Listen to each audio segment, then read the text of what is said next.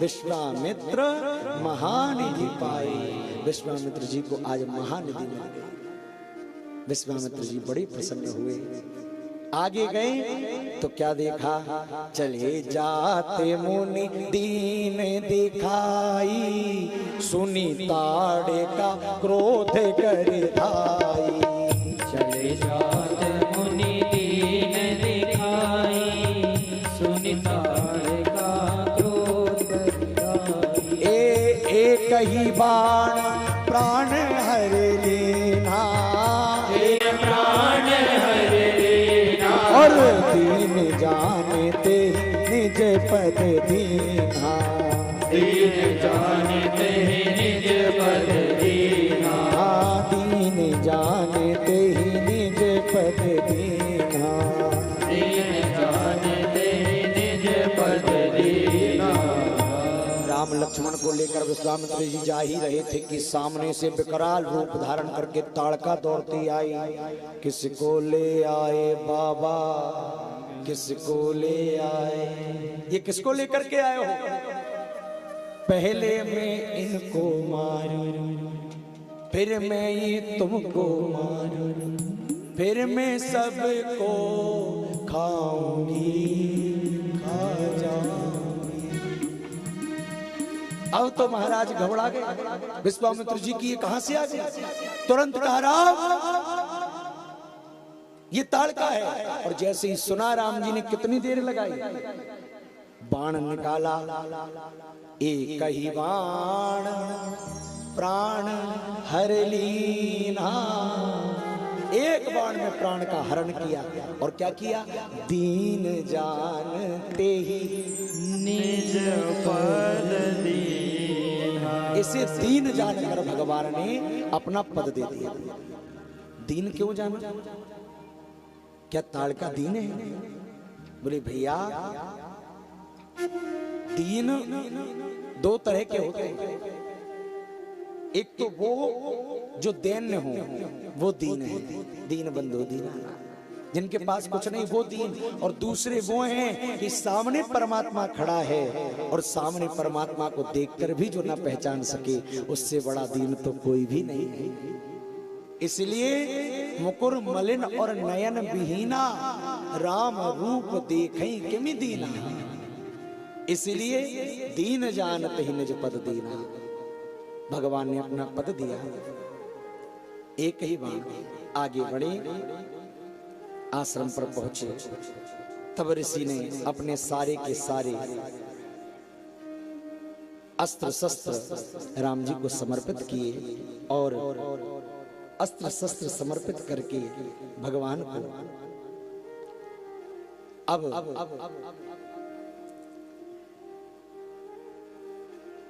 प्रातः काल हुआ। भगवान ने कहा कि गुरुदेव प्रातः कहा मुनि सन रघुराई, निर्भय यज्ञ करो तुम जाई। आप यज्ञ करिए, हम यज्ञ की रक्षा में खड़े हैं। और इधर विश्वामित्र जी यज्ञ करने लगे, होम करने लागे मुनि झारी, आप रहे मध्य की रखवारी। आप यज्ञ की रक्षा में खड़े हैं श्री राम। यज्ञ की रक्षा श्री राम ने करी और विश्वामित्र जी यज्ञ करने लगे। अब जैसे यज्ञ होने लगा तो मरीचि और सुबाहु दोनों विकराल दैत्य, सुबाहु मारीच दोनों आए महाराज। और यज्ञ विध्वंस करने जैसे ही आए, विश्वामित्र जी ने कहा राम ये रहे सुबाहु और मारीच। भगवान ने बाण निकाला, सुनी मारीच निशाचर को ही। जैसे ही आए हजारों सैनिक, करोड़ों सैनिक इनके साथ, और भगवान ने क्या किया? बिनु फरमान राम ते ही मारा, तो सत जो जगा सागर पार। अरे भैया बिना फड़ का बाण मारा भगवान ने। बाण दिखाया आपने? बाण के ऊपर जो फर होता है, जिसमें फड़ था ही नहीं, बिना ही फर का बाण राम जी ने मारा। तो क्या हुआ? बोले महाराज सत योजन का सागर पारा, 100 योजन सागर के उस पार फेंकाया मारीच। कौन? मारीच। 1200 किलोमीटर दूर फेंकाया बिना फर के बाण से। और कहीं फरका मारते तो क्या होता? अच्छा, राम जी ने इसे मारा क्यों नहीं? सुबाहु को तो वहीं मार दिया, लेकिन इसे नहीं मारा। क्यों? क्योंकि इसका काम आगे पड़ेगा। सीता हरण के समय मारीच ही का काम आगे पड़ेगा, इसलिए इसको पहले पहुंचा दो लंका तरफ। एक बाण मारा 100 योजन दूर फेंका। सुबाहु आया तो पावक सर सुबाहु पुनि मारा। अग्नि अस्त्र मारा, सुबाहु जलकर राख। भगवान ने 1.5 राक्षसों को मारा, 1.5। आधा मारीच और पूरा सुबाहु। इतनी देर में लक्ष्मण जी ने क्या किया? अनुज निशाचर कटक संहारा। भगवान ने जितनी देर में एक राक्षस को दूर फेंका और दूसरे को जलाया, इतनी देर में लाखों लाख सैनिकों को लक्ष्मण जी ने मार के जला के भस्म। इतनी देर में राम जी जैसे ही पलटे, लक्ष्मण सेना कहां गई? प्रभु गई। कहां गई? बोले मैंने सबको समाप्त कर दिया। आजकल लक्ष्मण जी ने कैसे मारा? आजकल सफाई के कई प्रकार के यंत्र आ गए। एक मशीन आती है सफाई की, उस मशीन को चालू कर दो तो कोने में जहां भी कचरा है अपने आप कचरा उस मशीन में आ जाता है। लक्ष्मण जी ने भी ऐसे किया। ऐसा बाण निकाला, जितने राक्षस थे सब अपने आप खिंचे खिंचाए चले आए। इकट्ठे पकड़ करके जो फेंका और जला के वहीं समाप्त। अच्छा, जला के मार क्यों दिया? राख भी नहीं बचने दी। क्यों? क्योंकि इन्हें पता है कि भगवान पहले किसी को मारते हैं, फिर कहते हैं लक्ष्मण जाओ लकड़ी बीन के लाओ। क्यों? बोले चिता बनाएंगे, फिर इन सबको जलाएंगे, जला के इनका तर्पण करेंगे। लक्ष्मण जी सोचिए इतनी लीला से बढ़िया मैं ही निपटा देता। लक्ष्मण जी ने पूरे निशाचरों को मार दिया। अब तो महाराज बहुत दिनों तक भगवान वहीं रुके हैं, सब पर कृपा करी। और कृपा करके भगवान अब वहां से आगे बढ़े। तब मुनि सादर कहा बुझाई, चरित एक प्रभु देखिए। अब एक चरित्र देखिए प्रभु। क्या चरित्र? अब भगवान उस सिद्ध आश्रम से थोड़ा आगे बढ़े और कहां चले? एक पत्र आया है जनकपुर से। उस पत्र को पढ़ा है कि जनकपुर में धनुष यज्ञ हो रहा है, राम लक्ष्मण को साथ लेकर चलना चाहिए। तो धनुष यज्ञ सुनी रघुकुल नाथा, हरसी चले मुनिवर के साथा। धनुष यज्ञ सुनी रघुकुल नाथा, हरसी चले आश्रम एक तीख मग माही।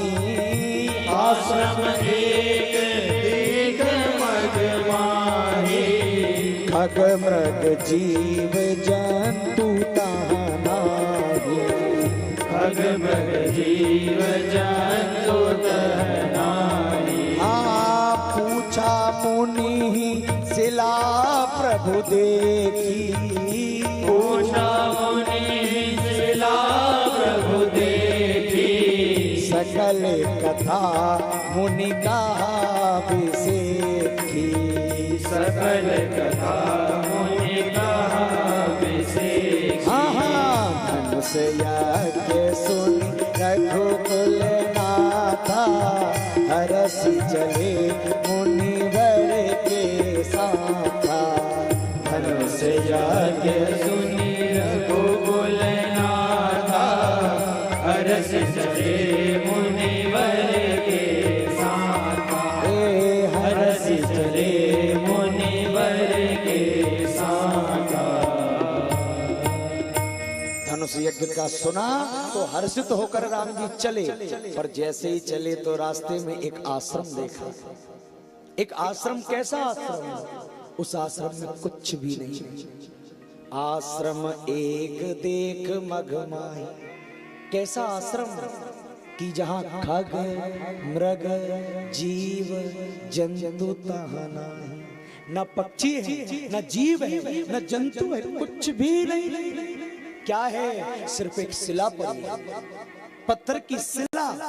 और उस शिला को देखा तो राम जी ने विश्वामित्र जी से पूछा मुनि शिला प्रभु देखी।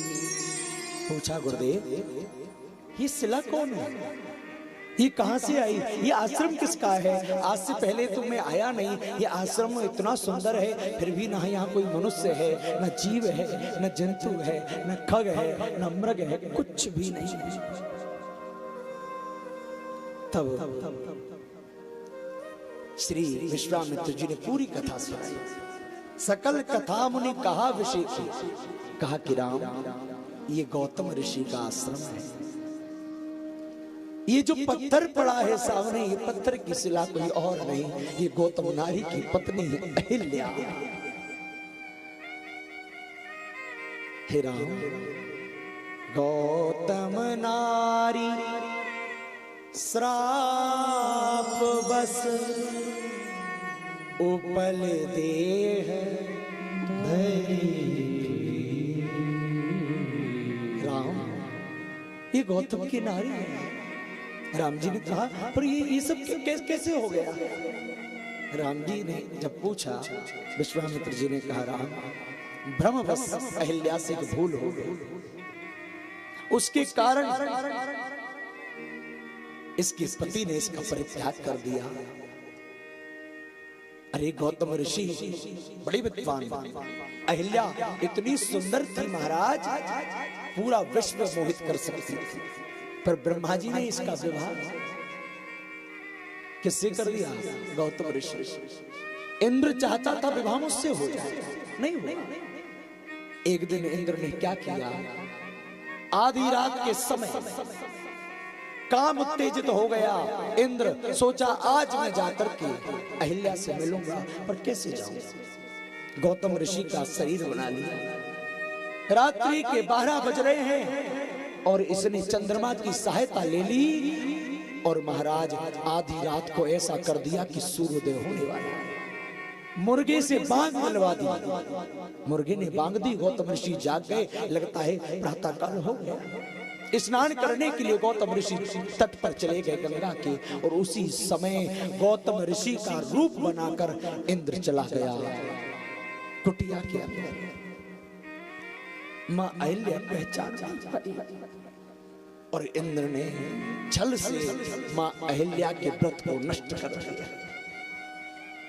इधर जब देखा कि अभी तो बहुत रात है, मुर्गे ने बांग कैसे दे दी?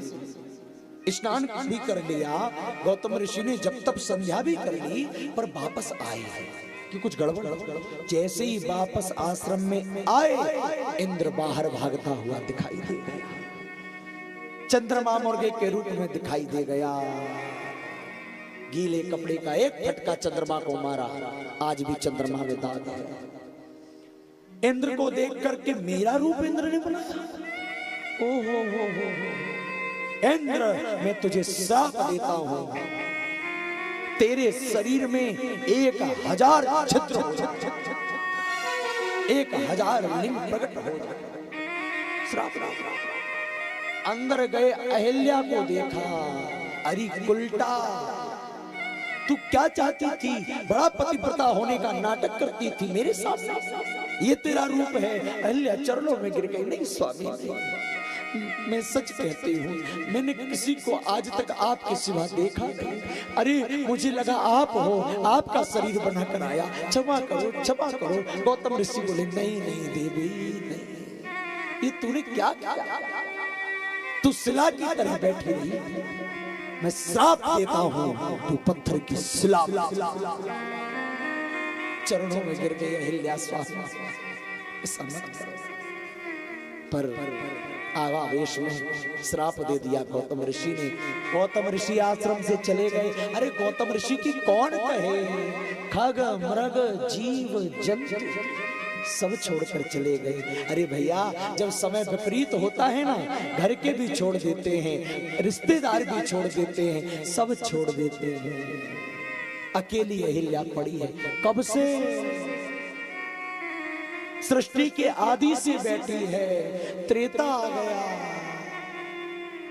आज राम जी आ गए जो कथा सुनी। किसी ने बेटा इसका साथ दिया, जीव जंतु भी छोड़कर चले। आश्चर्य है, राम इस शिला की ओर कोई देखता नहीं, पर राम तुमने इसे क्यों देखा? राम जी बोले, गुरुदेव मैं क्या करूं, मेरा स्वभाव ऐसा है, जिसकी तरफ ये दुनिया नहीं देखती उसकी तरफ ये राम देख लेता है, उसकी तरफ ये राम देख लेता। चाहती क्या है? गुरुदेव ने कहा, राम गौतम नारी श्राप बस उपल देह धरि धी, और चरण कमल रज चाहती, अब कृपा करो रघुवीर। हे राम, ये तुम्हारे चरणों की रज चाहती, तुम्हारे चरण कमलों की रज चाहती है, इसका उद्धार करो, इसका उद्धार करो। भगवान मुस्कुराए, बोले मैं इसका उद्धार नहीं करूंगा। क्यों राम, उद्धार क्यों नहीं करोगे? राम जी बोले, नहीं मैं उद्धार नहीं करूंगा, मैं तो कर्जा उतारूंगा। कर्जा? कर्जा? कौन सा कर्जा? क्या तुम्हारा भी लेन देन चलता है? बोले हाँ, मेरा भी लेन देन चलता है। किससे? ज्ञानियों से? बोले नहीं, ज्ञानियों से मेरा कोई लेन देन नहीं। क्यों? क्योंकि ज्ञानी तो कहते हैं हम ही थे भूले, हम ही में भूले, हमें ढूंढने हम ही चले, हम ही ने खोजा, हम ही ने पाया, हमें मिले तब हम ही मिले। ज्ञानी तो कहता है सब हम कर रहे हैं, इसलिए मैं ज्ञानियों का लेन देन नहीं करता, तो मैं तो भक्तों का लेन देन करता हूं। मैं कृपा नहीं कर रहा हूं, आज एक लेन देन कर रहा हूं। कैसा लेन देन? बोले मैं, मेरे पास कुछ नहीं, मैं तो क्या करता हूं, एक भक्त से लेता हूं और दूसरे को दे देता हूं। द्रौपदी की लाज जा रही थी, द्रौपदी ने चिल्लाया, स्वामी लाज बचाओ, मेरे वस्त्र बढ़ाओ। मेरे पास तो कुछ था नहीं, मैंने क्या किया, गोपियों का वस्त्र हरण किया और द्रौपदी का वस्त्र बढ़ा दिया। यही मैं करता हूं, एक भक्त से लिया और दूसरे भक्त को दे दिया। एक लेता हूं, 10 देता हूं। आज भगवान की कितनी कृपा हो गई अहिल्या पर। भगवान का हर अंग कृपा करता है। भगवान ने पहले नेत्रों की कृपा करी, क्या देखा शिला का, नेत्रों की कृपा हो। फिर हाथ दिखाकर कहा, गुरुदेव ये कौन है? जब हाथ दिखाया तो हाथों की कृपा हो। वाणी से जब उसके विषय में पूछा तो वाणी की कृपा हो गई। कानों से जब अहिल्या की कथा सुनी, अरे भगवान की कथा तो भक्त सुनता है, और आज भक्त की कथा भगवान ने सुनी तो कानों की भी कृपा हो गई। और अब भगवान चरणों की रज रखेंगे तो चरणों की भी कृपा होगी। अच्छा, रज को ही क्यों चाहिए? मानो अहिल्या कहती है, गुरुदेव मेरा पतन रज के कारण हुआ था, इसलिए उद्धार भी रज से ही होगा। रजोगुण से पतन हुआ है, इसलिए रज से ही उद्धार होगा। भगवान कहते हैं मेरा लेन देन चलता है। एक मेरा भक्त था प्रहलाद, उसके पिता ने बहुत सताया और प्रहलाद से हिरण्यकश्यप ने कहा, बता तेरा भगवान कहाँ है? भगवान कहाँ? जहां भक्त की हाँ, भगवान वहां। बता तेरा भगवान कहाँ है? प्रहलाद जी ने कह दिया, इस खंबे में मेरा भगवान। और हिरण्यकश्यप ने खंबे पर प्रहार किया, नरसिंह भगवान प्रकट हो गए। और जिस दिन नरसिंह भगवान प्रकट हुए, प्रीत प्रतीत जगी तुलसी, तब से सब पाहन पूजन लागे। जब भगवान पत्थर से प्रकट हुए ना, उसी दिन से भगवान को लोग पत्थरों में पूजने लगे। आज भगवान ने कहा, गुरुदेव एक भक्त ने मुझे पत्थर से प्रकट किया था, आज मैं भगवान एक भक्त को पत्थर से प्रकट करके दिखाऊंगा। उस प्रहलाद ने मुझे पत्थर से प्रकट किया, आज राम पत्थर से अहिल्या को प्रकट करेगा। ऐसे भगवान की छत्र छाया नहीं मिलती जीवन में महाराज। राम कृपा करो, ये तुम्हारे चरणों की रज चाहती है। ठीक है महाराज। और जैसे ही कहा, बड़ा सुंदर छंद लिखा है गोस्वामी जी। भगवान ने अपना चरण उठाया, पर सत पद पावन शोक न सावन, प्रगट भई तप पुंज सही। महाराज जैसे ही चरण स्पर्श हो, मां अहिल्या प्रकट हो, देखत रघुनायक जन सुखदायक, सन्मुख होय कर जोड़। हाथ जोड़ लिए और बड़ी सुंदर प्रार्थना कर। अति प्रेम अधीरा पुलक शरीरा, मुख नहीं आए बचन कही। अहिल्या प्रकट हो, राम जी सामने हैं पर मुख में वचन नहीं आया। क्या कहूं, कुछ कहने लायक तो हो नहीं।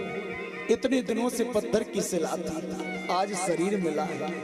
कहने लगे, अतिशय बड़ भागी, अतिशय बड़ भागी, चरणन लागी, जुगल नयन जलधार बही। चरणों में गिर पड़े। आज मैं अतिशय बड़भागी, मैं इससे बड़ी बड़भागिन कोई नहीं है। चरणों से लिपट गई है और जुगल नयन जलधार भई, दोनों नेत्रों से जलधारा टपकने लगी।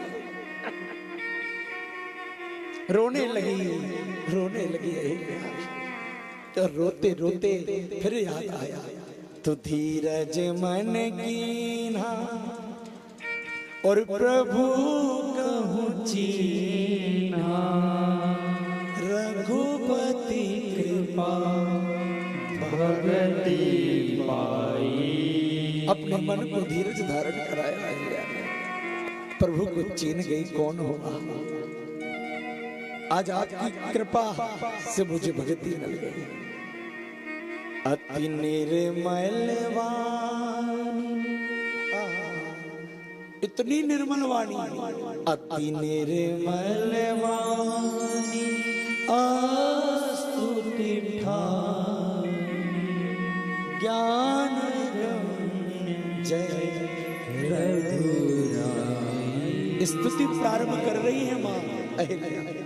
हे रघुराई, मैं तो कुछ जानती नहीं, और स्तुति में क्या कहते हैं, मैं नारी अपावन प्रभु जग पावन। मैं तो अपावन हूँ स्वामी, मुझ पर तो कलंक लगा है।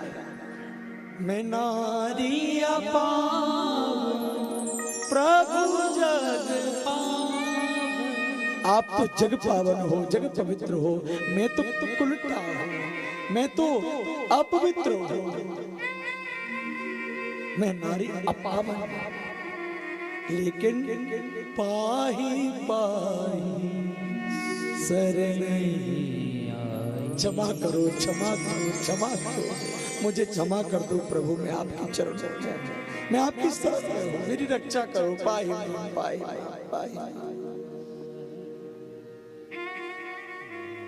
मैं नारी अपावन प्रभु जग पावन, रावण रिपु जन सुखदाय।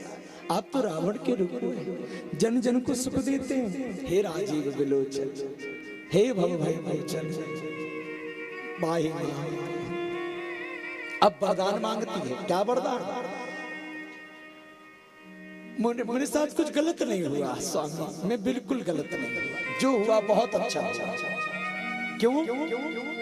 मुनि श्राप जो दीना अति बल दीना, परम अनुग्रह मैं। अरे मेरे पति ने मुझे श्राप दिया, उस दिन तो बहुत बुरा लगा, बहुत बुरा, पर आज लग रहा है बहुत अच्छा किया। मुनि श्राप जो दीना, बहुत अच्छा किया, मुझे श्राप दिया। मैं पड़ी रही इस रास्ते में, पर ऐसे वैसे रास्ते में नहीं, जो रास्ता जनकपुर जाता है, जो रास्ता भक्ति के मार्ग का रास्ता है, उस पर मैं पड़ी रही। अब देखा हूं भरी लोचन हरि भव मोचन, यही लाभ मैं तो मानती हूँ जिसके कारण संसार छुड़ाने वाले श्री हरि को आज मैं नेत्र भर कर देख रही हूँ। मुझे तो बहुत बड़ा लाभ हो रहा है, पर अब वरदान मांगना चाहती हूँ, वरदान दीजिए। भगवान बोले मांगो देवी, क्या मांगना चाहते हैं? बिनती प्रभु मोरी मैं मति भोरी, नाथ बड़े। और कुछ वरदान नहीं क्या? पद कमल पराग रस अनुराग, मम मन मधुप करे पाना। मेरी एक ही विनती है स्वामी, हे नाथ, हे दीन बंधु, मुझे एक वरदान चाहिए, इससे केवल एक, और कोई नहीं, केवल यही चाहती हूँ। मेरा मन रूपी जो भौरा है ना, ये मेरा मन रूपी भौरा सदा सर्वदा प्रभु आपके चरण कमलों में लगा रहा,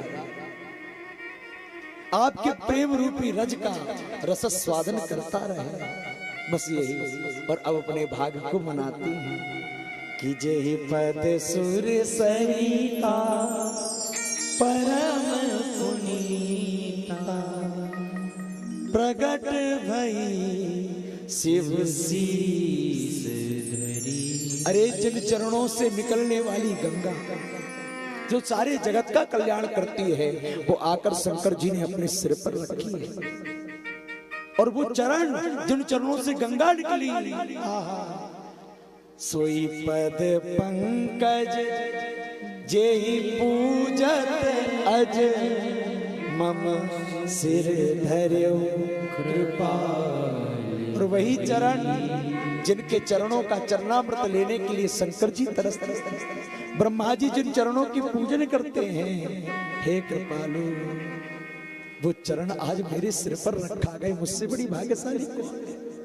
अब मुझे कहीं नहीं जाना, यही भांति सिधारी गौतम नारी, भांति सिधारी गौतम नारी, बारे बारे हरि चरण परी, बारे बारे हरि चरण परी। इतना कहा, बार बार हरि के चरणों में दंडवत प्रणाम किया, रघुनंदन को प्रणाम किया, और मन को बड़ा अच्छा लगा है। और अब कहाँ गई? गई पति लो। बार महाराज, जो अति मन भावा सो बर पावा, गई पति लोक आनंद,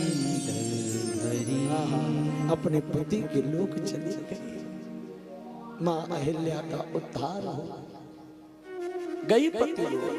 गोस्वामी जी अपने मन को फटकारते हैं,